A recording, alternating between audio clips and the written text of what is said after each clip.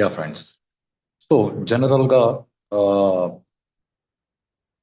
What you call installation operating system install చేస్తున్నాము ఇలాంటి పదాలు వింటూ ఉంటారు. కొంచెం జాగ్రత్తగా విషయాలను పట్టుకోవడానికి ట్రై చేయండి. మనకు కాపీ అని ఒక పదం ఉంది, ఇన్స్టాల్ చేయడము అని ఒక పదం ఉంది. ఈ రెండిటి మధ్య తేడా ఎక్కడ వస్తుంది అంటే, కాపీ చేయడం వేరు, ఇన్స్టాల్ చేయడం వేరు. ఆఫ్ కోర్స్ తేడా ఏం లేదు, అసలు రెండింటికి సంబంధమే లేదు. కాపీ చేయడం అని అంటే, ఫర్ ఎగ్జాంపుల్ మీరు ఏదో ఒక ఇల్లు కట్టారనుకోండి. ఒక ఇల్లు కట్టున్నారు, ఇది మీ ఇల్లే, ఈ వీధిలో కట్టున్నారు. ఈ ఇల్లు కట్టాలి అని అంటే మీరు దానికి ప్లాన్ గీచుంటారు, మీ పంచాయతీలో లేకపోతే మున్సిపల్ ఆఫీస్లో రిజిస్ట్రేషన్ చేయించుంటారు. ట్యాప్ కనెక్షన్ కోసం రిజిస్టర్ చేయించుంటారు, కరెంట్ కోసం రిజిస్టర్ చేయించుంటారు. అడ్రస్ లొకేషన్ అంతా ఇదే పెట్టుంటారు. అఫ్ కోర్స్ ఈ ఇల్లు మీదే, దీనిలో ఉన్న కరెంట్ మీటర్ మీదే, ఇక్కడ ఉన్న వాటర్ ట్యాప్ కనెక్షన్ మీదే, అన్ని మీదే, ఈ భూమి కూడా మీదే. ఆ తర్వాత కొన్ని రోజులకి మీరు ఇక్కడ కూడా ప్లాట్ కొన్నారు, ఇది బాగానే ఉంది. ఇప్పుడు ఈ సైట్ ఎవరిది అంటే ఇది మీదే, ఇక్కడ ఉన్న సైట్ మీదే, ఈ ఇల్లు మీదే. కాబట్టి మీరు ఇది నా ఇల్లు, ఇది నా స్పేస్, ఇది కూడా నా స్పేసే, కాబట్టి నేను ఈ ఇంటిని ఇక్కడ నుంచి ఏదో క్రేన్ సహాయంతో, అంటే వినడానికి కొంచెం పిచ్చిగానే ఉంటది, కానీ ఇది పిచ్చి కాన్సెప్ట్. ఎందుకనంటే అందరూ ఇలాగే పిచ్చి పనులు చేస్తుంటారు. ఈ ఆల్రెడీ ఇక్కడ కట్టిన ఇంటిని మేము క్రేన్ సహాయంతో ఎత్తుకొని తీసుకొచ్చి ఇక్కడ పెట్టుకుంటాము అంటే మీరు పెట్టుకోవచ్చు, మీ ఇష్టం. పెట్టుకుంటే మీ ఇల్లు ఇక్కడి నుంచి ఇక్కడికి వస్తుంది, కరెక్టే. కానీ మున్సిపల్ వాడు ఇక్కడ ఇంటికే ట్యాక్స్ వేస్తాడు, కానీ దీనికి ట్యాక్స్ వేయడు. ఇది మొదటి విషయం. రెండు, కరెంట్ మీటర్ ఈ అడ్రస్ లో ఇచ్చినారు కాబట్టి దాన్ని ఇక్కడికి ఇవ్వరు, దాన్ని ఇక్కడికి మార్చడు. ఇక్కడ సప్లై కావాలి అని మీరు వైర్ తగిలిస్తే మీ మీద దొంగతనం కేసు పెడతాడు. ట్యాప్ కనెక్షన్ మీరు ఇక్కడికే కావాలని తీసుకుని ఉంటారు, ఇక్కడ నుంచి మీరు లాక్కొచ్చేస్తే ఇక్కడ నుంచి నీళ్ళు ఇక్కడ పడతా ఉంటాయి అంతే. ఇక్కడ ట్యాప్ కనెక్షన్ ఇవ్వలేదు అంటే అవన్నీ నావే కదా, నేను తెచ్చుకుంటానంటే మీరు ఇరిగిపోయిన ముక్కలు తెచ్చి పెట్టుకోండి అని అంటాడే, కానీ ఇది లీగల్ గా కుదరదు, ఈజ్ ది కాన్సెప్ట్. ఇప్పుడు ఈ పని ఎలాంటిది అంటే కాపీ చేయడము లాంటిది. దీన్ని చాలా జాగ్రత్తగా గమనించండి. ఇన్స్టాల్ చేయడము అంటే అది ఏందో ఒక చోట ఉన్న ఫైల్స్ ని తీసుకెళ్ళి ఇంకొక చోట కాపీ పేస్ట్ చేసేస్తే అది ఇన్స్టాలేషన్ అని అనుకోవద్దు. ఇన్స్టాలేషన్ అని అంటే మీరు ఒక సైట్ కొన్నారు, ఈ సైట్ లో మీరు ఇల్లు ఎలా కట్టాలనుకున్నారో ప్లాన్ ఏదైతే గీచినారో ఆ ప్లాన్ ని అప్రూవ్ చేయించాలి. ఆ తర్వాత దానికి ట్యాక్స్ కట్టాలి. ఆ తర్వాత ట్యాప్ కనెక్షన్ కి మీరు అప్లై చేయాలి. ఈ అడ్రస్ ఇస్తే ఈ అడ్రస్ కి ట్యాప్ ఇవ్వగలమా లేదా అని వాళ్ళు చూసి ఓకే చేస్తారు. కరెంట్ మీటర్ కోసం మీరు అప్లై చేయాలి. ఇప్పుడు ఇవన్నీ కూడా మీ పేరుతో, జాగ్రత్తగా వినండి, మీ పేరుతో మాత్రమే కాదు, మీ పేరుతో ఈ స్థలంలో మీరు పెట్టుకోదలిచినారు అని అన్ని ఆఫీసులలోనూ రిజిస్ట్రేషన్ జరిగి ఉంటుంది. ఆ తర్వాత వాళ్ళు తీసుకొచ్చి అన్ని తగిలిస్తారు. తగిలించినప్పుడు అది ఊరికే తగిలించడం కాదండి, ఏదో గోడకి ట్యాప్ పెట్టి మేకులు వేసి కొట్టేస్తే ట్యాప్ ఉంది తిప్పితే నీళ్లు రాలేదు అన్నట్లు ఉండకూడదు. కాబట్టి ఇవన్నీ కూడా రిజిస్టర్ జరిగి మీకు ఇక్కడ అవైలబిలిటీలో ఉంటాయి. సో ఇప్పుడు ఇది నా ఇల్లే కదా అని ఇక్కడ నుంచి ఇక్కడికి మీరు పెడితే అది కాపీ పేస్ట్ చేసినట్లు అవుతుంది.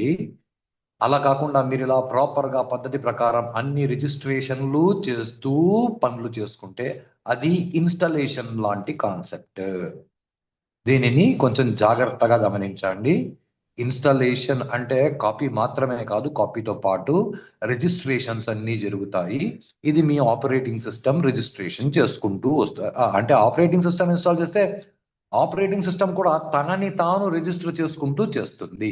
ఇది అన్నిటికంటే ముఖ్యమైన విషయం. కాబట్టి ఏదో ఒక సిడిలో మీకు ఆపరేటింగ్ సిస్టమ్ సాఫ్ట్వేర్ ఉందనుకోండి, దాన్ని మీరు పెన్ డ్రైవ్ పెట్టి ఆ సిడిలో ఉన్న దాన్ని మీరు పూర్తిగా కాపీ చేసి కంట్రోల్-A కంట్రోల్-C అని మీ పెన్ డ్రైవ్ లో కంట్రోల్-V అని మీరు పేస్ట్ చేస్తే అక్కడ మీకు ఏదైతే జరుగుతుందో అది కాపీ పేస్ట్ జరుగుతుంది, దాన్ని మీరు ఇన్స్టాలేషన్ కి వాడలేరు. అంతేకాదు మీ కంప్యూటర్లో ఫర్ ఎగ్జాంపుల్ ఆ లో ఏదో ప్రోగ్రామ్ ఫైల్స్లో ఎంఎస్ ఆఫీస్ అనే సాఫ్ట్వేర్ ఇన్స్టాల్ అయి ఉంటుంది. దీనిలో మీకు ఇక్కడ ఇది కాదు, మీకు ఏదో ఎంఎస్ వర్డ్ అనే ఫైల్ ఒకటి ఉంది.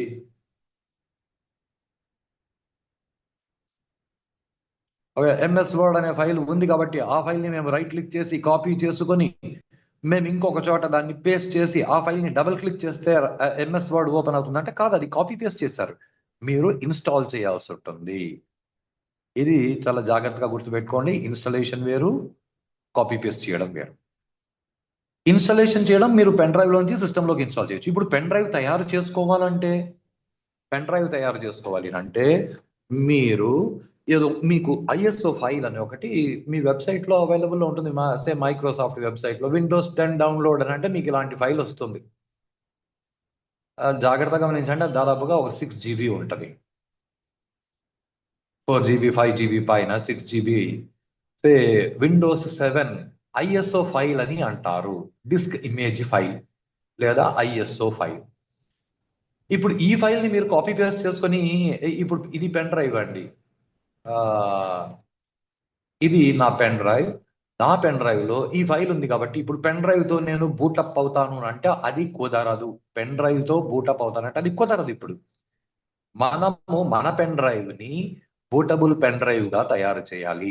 అంటే అలా బూటబుల్ పెన్ డ్రైవ్గా తయారు చేయడానికి ఈ రఫస్ అని ఏదో ఒక సాఫ్ట్వేర్ ఉంది, చాలా చిన్నది. దాన్ని మీరు గూగుల్లో వెతికితే ఇది దొరుకుతుంది. దీన్ని మీరు డౌన్లోడ్ చేసుకోవాలి. డౌన్లోడ్ చేసుకున్న తర్వాత ఈ ఫైల్ని మీరు మీ సిస్టంలో కాపీ చేసి పెట్టుకోండి. ఏదర్ విండోస్ 7 ఆర్ విండోస్ 10, మీకు ఏది కావాలో అది. ఈ రఫస్ అనే సాఫ్ట్వేర్ని డబుల్ క్లిక్ చేస్తే అది ఇలా ఓపెన్ అవుతుంది. ఇది చాలా జాగ్రత్తగా చూడండి. దీనిలో మీరు చేయాల్సిన మొదటి పని సెలెక్ట్.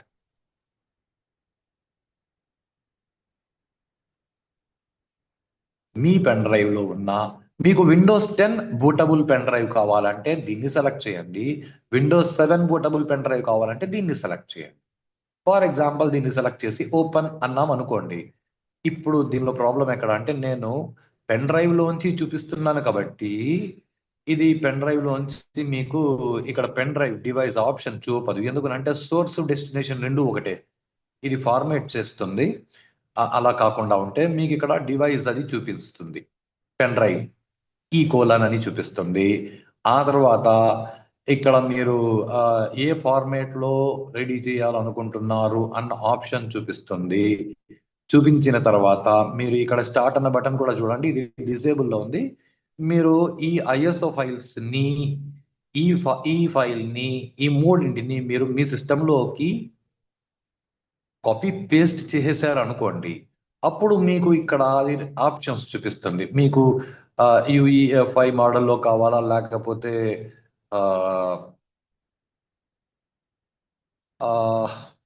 పాత మోడల్ పెన్ డ్రైవ్ అంటే పాత మోడల్ హార్డ్ డిస్క్ ఉన్న సిస్టంలో ఇన్స్టాల్ చేయాలా, కొత్త మోడల్ హార్డ్ డిస్క్ ఉన్న సిస్టంలో ఇన్స్టాల్ చేయాలా అనే ఆప్షన్స్ చూపిస్తుంది. ఈ ఆప్షన్స్ని మీరు సెలెక్ట్ చేసుకొని డిఫాల్ట్గా వచ్చిన ఆప్షన్ అలాగే వదిలేయండి. కావాలనుకుంటే మీరు స్టార్ట్ అని అన్నారంటే అది మీకు ఇన్స్టాలేషన్ చేసేస్తుంది. జస్ట్ ఒక్క సెకండ్ వెయిట్ చేయండి. వీటిని నేను కాపీ చేసి చూపిస్తాను.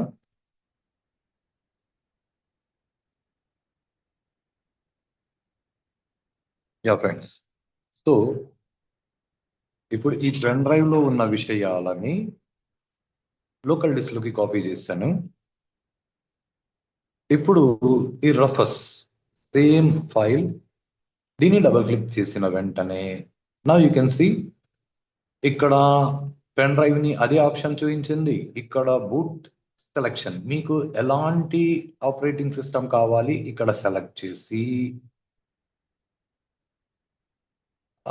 ఓకే, ఇక్కడ పెన్ డ్రైవ్లో ఉన్నది ఎందుకు సెలెక్ట్ చేసుకోవాలి, మీ డిస్క్లో ఎక్కడైతే మీరు సేవ్ చేసి పెట్టారో దాన్ని సెలెక్ట్ చేసుకుంటే ఇక్కడ మీకు రెండు ఆప్షన్స్ చూపించింది. ఒకటి జీపీటీ, ఇంకొకటి ఎంబీఆర్.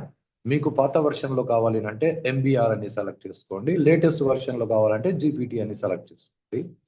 ఇక్కడ టార్గెట్ టైప్ కూడా మీకు యుఈఎఫ్ఐ అని ఉంటుంది, జీపీటీ అయితే బై డిఫాల్ట్. ఇక్కడ మీరు కావాలనుకుంటే వాల్యూమ్ లేబుల్ ఏదైనా మార్చుకోవచ్చు. సే మీ ఈ ఫైల్స్ మీ దగ్గర ఉండి తీరాలి. విండోస్ 7 కావాలంటే విండోస్ 7, ఈ రఫస్ అన్నది ఈ విండోస్ 10. ఈ ISO ఫైల్స్ ఇవి మీకు source files. Bootable pen drive తయారు చేయడానికి పనికి వచ్చే సాఫ్ట్వేర్ ఇది. సో ఇప్పుడు స్టార్ట్ అని క్లిక్ చేస్తే ఇప్పుడు ఆ pen drive bootable pen drive గా తయారవుతుంది. ఆ తర్వాత మీరు సిస్టమ్ని రీబూట్ చేసినప్పుడు F9 F10 F12 మీ సిస్టమ్ని బేస్ చేసుకొని ఏ ఆప్షన్ ఇచ్చింటే ఆ ఆప్షన్ క్లిక్ చేసి you can boot from that pen drive and you can make installation of your operating system into the computer. So installation కి కాపీ పేస్ట్ కి ఇది difference. దీన్ని గమనించి installation copy paste రెండు ఒకటే అనుకొని కన్ఫ్యూజ్ అవ్వకుండా మీ వర్క్స్ మీరు ప్రశాంతంగా చేసుకోవచ్చు.